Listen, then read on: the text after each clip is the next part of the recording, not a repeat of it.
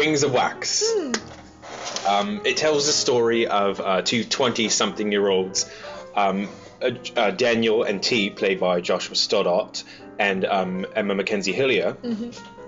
And they're working together, they're co-workers, and they're trying to find their push in their lives. And they do so by reenacting, if you will, the life of Ken Leishman, who is the flying bandit. I think he's a local, too. Yeah, the local. He was a bank robber. Yeah. Yeah, from the old times. So, what did we like about the show? Well,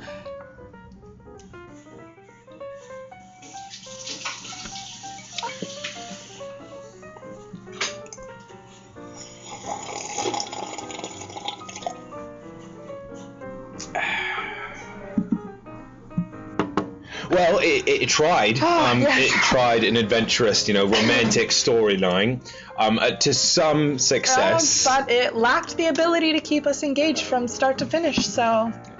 Why did you feel that way? The performances. For a two-person performance, you have to have two very strong actors to carry the show, and this one seemed to only have one. And although I appreciate the efforts of director Monica Dufault, it just seemed to come off as a show intended for youth audiences, for a program like TVO Kids. Oh, I love TVO Kids. Yeah, you would.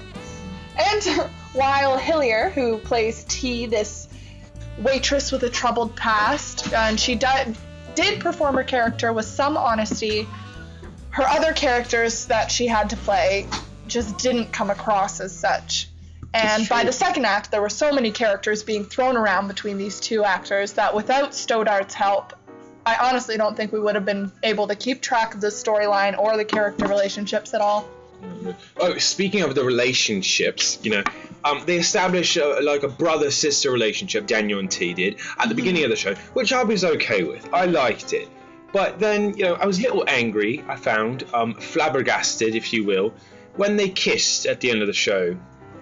I was like, it was awkward. Yeah. Perhaps because they felt like they were brother and sister. To speak to that, it wasn't in the original script, so perhaps that's the reason it came across that way.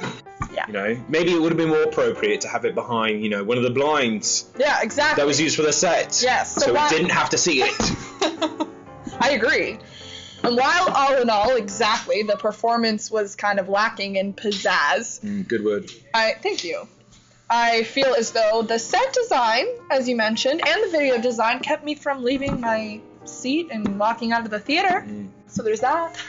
Well, Jacqueline Costa, who was in charge of the set design, did a phenomenal job of creating an organic and transitional set that was organically transitional and seamlessly worked into the video design by Cassia Smuga, I think it's pronounced, which was displayed on the blinds, which were very multifunctional.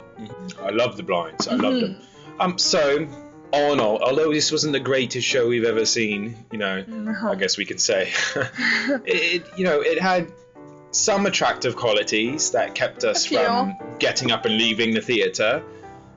I guess, fair enough. Right? So, like the incredible speediness of Jamie Kavanagh, which we saw not too long ago, was this a nacho show? No, I would consider this more of an artichoke me to death kind of show. So, yeah, it was painful.